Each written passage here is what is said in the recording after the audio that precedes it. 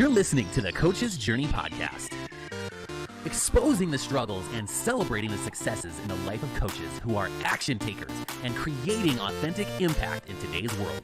Whether you're just starting out, expanding your reach, or exploding your impact, you're in the right place right now. Stay tuned and be sure to subscribe to this podcast. Now, here are your hosts of the Coach's Journey podcast. Part of the reason why I've learned a lot about business is because I work with business owners and I'm in their events a lot, and I'm always asking them questions about what they have done, what they haven't, what has worked. I'm learning a lot from their mistakes of what they've done in business. I'm like, oh, that does not work. Let me think about my approach, because I was thinking the same thing and they've just spent the last 10 years trying to make that work. I don't think that's workable in the way that I'm thinking. So so even my business coach, for example, my business coach, he's involved in multiple other masterminds, and he's gotten me connected to other people that are in that world, but he's also bringing perspective from other places that he's involved in. This is what people at 50 million, 100 million are doing differently than us. This is how they think about things, their mindset, but this is their approach. So if you're not involved and you're sitting behind your desk and trying to figure out how you can find your next prospect, and the only person you have to talk to is one other coach or three other coaches from your certification who haven't actually gone towards building their own business, you have a problem. And the problem is that they don't even know what kind of feedback to give you on the business side, and they've only worked with a handful of people, so they don't have enough of an experience to give you feedback on the skill set side of things as well. And I want to give a specific example around this. So I actually was listening to a coaching call that I was giving feedback to another, and now this coach is fairly experienced, over 5 years. And when I listened to the call, I got to the end of it. I had my notes, but I needed to clarify a few things before I gave him feedback. And I asked him, and one of the first questions I asked him, like, how would you rate this call? How do you feel the call went? How would you rate this call yourself on a scale of 1 to 10? And he rated himself about 8 or 9. And I asked him a few other clarification questions around it so I can give better feedback around it. And then I told him directly, I'm like, I wouldn't rate this call more than 4. And I didn't do that from a harsh or mean perspective, but I was looking at it from a client's point of view. There's no way that person would sign up for a high ticket program based on the way that you approach this session. I'm not saying that coach is a bad coach, but I'm pretty sure he has not gotten feedback that he needed in these calls for the past 5 years. And this is a coach who's been in the coaching world for 5 years, who's coached quite a few people. Yeah. And now imagine how many clients he has coached with that same approach. And in his mind, he's at an 8 or a 9. Yeah. When I've done strategy sessions and gotten feedback, it's interesting because I will, let's say that there were 20 meaningful moments or highlights during that session. I will focus on the 6, maybe, that I'm like, I rocked it, it was amazing. And so based on those 6, I'm rating the whole thing as amazing because it's, maybe it's my psyche. It's easier to focus on the positive than the negative, whatever. But I'm missing then the other 14 things that maybe didn't go well. And maybe those 14 things that didn't go well that I wasn't even aware of or didn't pay attention to, maybe those are the things that tanked the whole thing, that detracted from the awesomeness of the 6.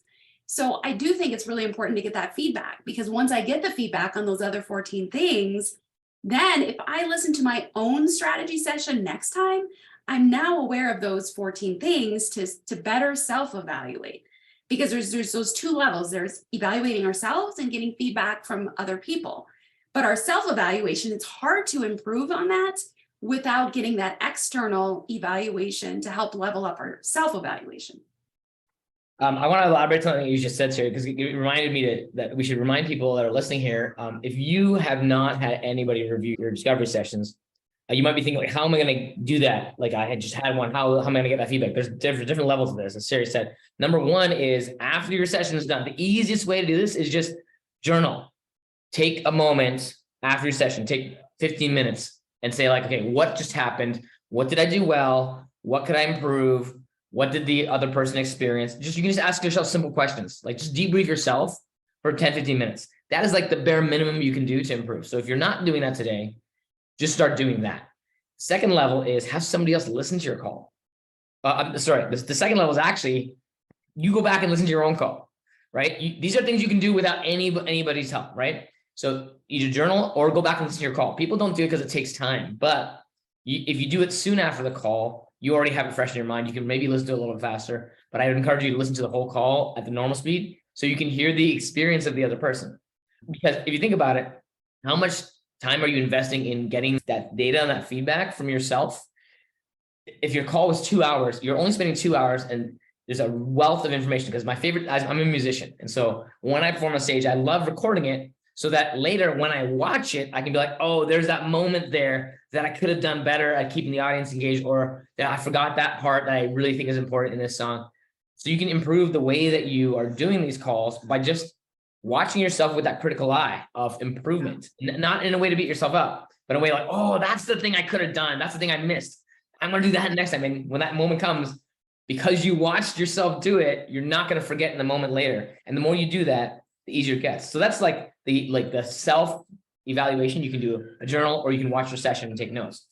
And Daniel, before you get to the third, I just kind of wanted to add a perspective on that, especially for newer coaches. We get so caught up in our mind and what we're going to be saying and what we're saying and how we're delivering that it is so easy to completely miss some of the cues that our clients are giving us, facial expressions, or maybe even the tonation of what they say. And so if you're a newer coach, like that's why especially I think it's critical for you to go back and listen, because then you're not in your own head anymore. When you're listening to it, you're actually able to hear, what did I say? Because I don't know about you, like I get this experience when I'm on stage a lot, when I'm speaking or when I'm in a podcast. I say things that I don't know where it came from. Like I was like, wow, that was good. But then I don't remember what I said. Like afterwards, like I was in this like funk or phase, not a bad funk, but I was in this like a zone is better to say it. And after I get off, I'm like, sometimes I don't really remember what I said. And I go back and listen to the podcast. I was like, wow, that was good. But sometimes also there are times where I'm like, ooh, what was I thinking? But I don't remember because I was so focused and just, for all of these reasons, I do think it's so important to go back and listen to our own things, because you will realize that you said and did or missed things that you had no awareness happened. Yeah, I love that, Sheri. That's the one of the powers of watching yourself as an external observer, right? Like when you're in the moment, you're in the flow and you're not thinking like what a recorded viewer would think about what you're doing, because you're trying to be present with your client, right? And so when you go back and watch that, you get that external perspective that you wouldn't be able to get the same way in the session.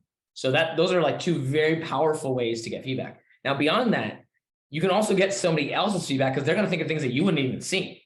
And so having somebody to do that with is pretty powerful. One of the things we do in Coaching Master community on that level is actually we have a coaching chain. And so you coach somebody and they tell you, how did that go after that, at the end of it, right? They tell you their experience of it. So you actually hear that feedback directly. And they're not just a client in your ideal client world. They're actually a coach, right? They're thinking about it from a coaching perspective, not like a client. Oh, that was great. Yeah. They don't know as a coach, you could have paused there better, or you could have, what you really did here was really effective. You need to hear those things as a coach from another coach. So having that opportunity to feedback right after the session is something we do in our coaching chain. Is like you run your session and you do what we call coaching mastery discussion, where you actually get the chance to talk about that. And at the beginning of your sessions, you can run a discovery session if you want to. You can say like, hey, we're going to run this as a discovery session. Love to hear your feedback on that too. And then you run the session and you get that feedback immediately. And you can do whatever you need to do as a coach, and you can experiment. So that's one of the things I love about the coaching chain is because you actually get that third level of feedback from an external person. And it's actually not necessarily a recording you send them. It's actually, they just had the session with you. So it's really, really powerful. Yeah. And also another level of feedback beyond that is actually send that recording to somebody and get them to listen to it, because that will be a different type of feedback than somebody going into this session. That will be very helpful. And anybody, even if it's a peer, it's good, but especially if any experienced coaches, let them listen to it, because they will notice things that you're not noticing, and it will take you probably another 100 other sessions to notice it, but they could pick up on that very fast. And you might, and this is where you can accelerate your journey. You will be able to quickly improve on them within 10 sessions versus 100 sessions. And this is why I love getting it, and it's incredibly uncomfortable to do that, is to send your recording to somebody else they're about to give you feedback and tell you that it's actually, I would say it's easier to give feedback than do the thing. It's actually very hard to coach compared, like when I'm giving feedback, that's a much easier thing for me to do is when I'm actually doing the work on that. And so I try to keep that in mind and try to understand that this coach has like he was working through the process. Yeah. But definitely do that. And also another form of feedback that we also do in Coaching Master Community, and we broadcast that session live in our group for free. So if you're not part of our group, join that. And that's what are coaches trying when it comes to different principles of coaching? What kind of questions are they asking?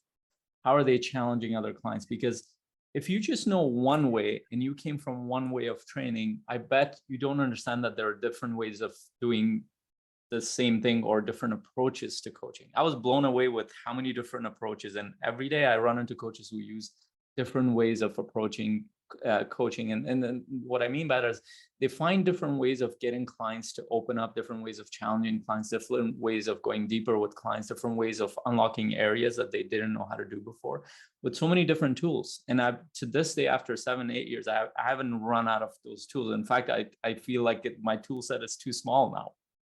The more I've learned, there are too many things to learn in this process.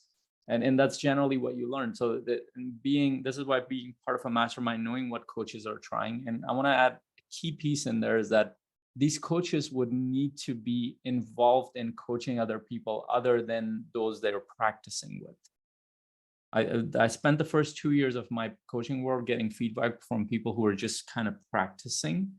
They weren't actually working with clients, they were working with other coaches and getting feedback. But one of the things we've tried to do is get coaches to go out of their comfort zone and actually work with clients. That gives you a different kind of data than if you were working with another coach. And that's very important. Most coaches don't have access to that because they are kind of getting feedback from people that came from their certification or they're from own world. And coaches who are doing very well, they're too busy to give you feedback or do those kind of practice sessions with you.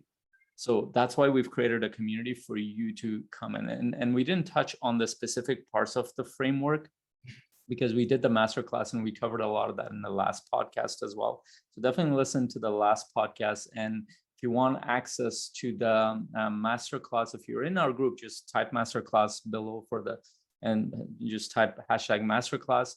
If you're listening to this at some point on the podcast channels or YouTube or anywhere, you can reach out to us on that channel, or you can send us a message on support@coachingmasterycommunity.com, or you can probably join the link to our group there. If you join the link to our group, we'd be happy to share the recording with you. We don't charge anything for these master classes. You will get it as a bonus. But the one thing I want to share is that the master classes we do are things that we're trying ourselves. They're not random things that we're teaching. Things we're experimenting with, implementing it ourselves. And one last thing I want to mention, and this came from our masterclass, and I did a little bit of assessment in the beginning. How many clients have you had? And I would say a great majority of the coaches, 60-70%, didn't have any clients.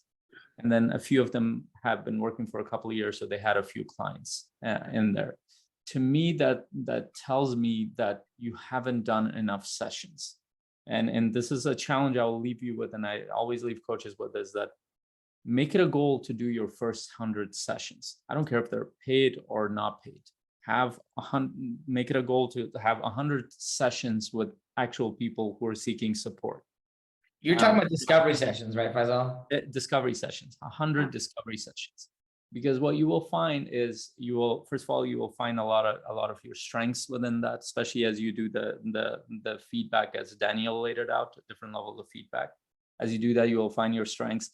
You'll find out that there are a lot of areas that you don't know what to do. And to this day, I struggle with those areas with some clients. I'm like, oh my God, I didn't know how to approach it. But then I know somebody to go back to is like, how do I do this? Because I was struggling in this area. So you will find areas of strength. You will find areas that you don't know what to do. You will find areas of business that now you're struggling with offering your program. You realize that you don't know how to share the offer within that session. You don't know how to navigate some of the areas that they're talking about. You notice that there are some areas that didn't land at all. You notice that other areas surprised you. If you don't have enough data around that, there's no way you can build that business. That's why we say is that experiment with it, do first 100 sessions. And if you did 10 or 15 sessions and you didn't get any clients, reach out to us. I'd be happy to go through a session and see, because more than likely there's something off about your strategy session. If you've done 10, 15 sessions, you don't have any clients, there's something off about your discovery call. It's not because your clients will not sign up with you because of other reasons. But if you do 100 sessions, you're going to get better at it every single time. Even if you don't, like level 0 feedback is just repeat, do another one, right? Like you will get better. And by the 100th session, you're going to know what you need to improve and what's working and what's not working to a certain level that you would never know otherwise. And I would also challenge people if you're in that 100 session process, I'm going to challenge you with any session. This is my one tip. Maybe everybody could share one tip before we go here, which is really engage emotions. Get them to feel the things that we're discovering together in that session.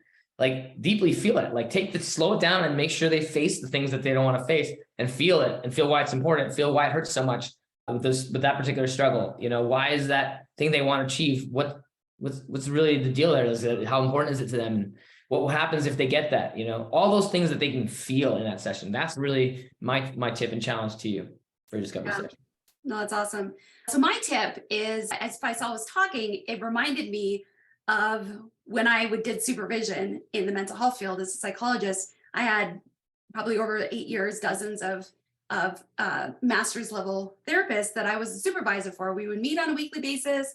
We would talk about transference, countertransference, all the psychological terms and all this sort of stuff.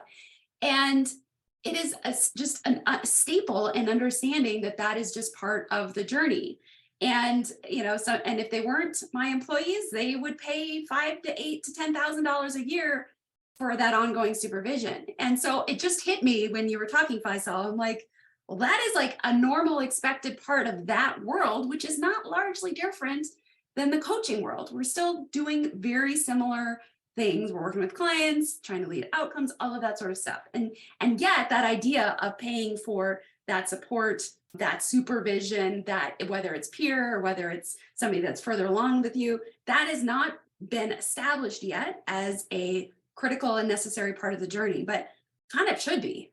So that's my professional development. Yes, that's my tip. That is literally what it is, professional development. So my tip is, if you are not engaged in a professional development relationship in any way or in a way that's not serving you, figure it out and find one, because I think that is really what's going to level you up.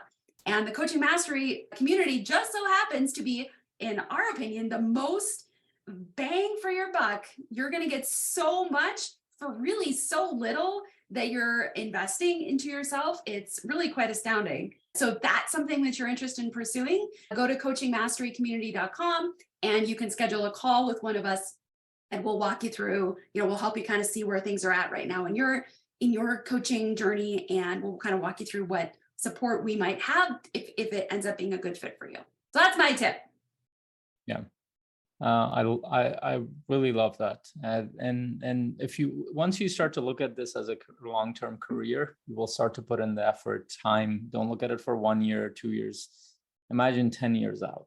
Look at it when you have actually built a successful career, you've built a profitable career, you're serving a lot of people, you're coaching a lot of people on that path.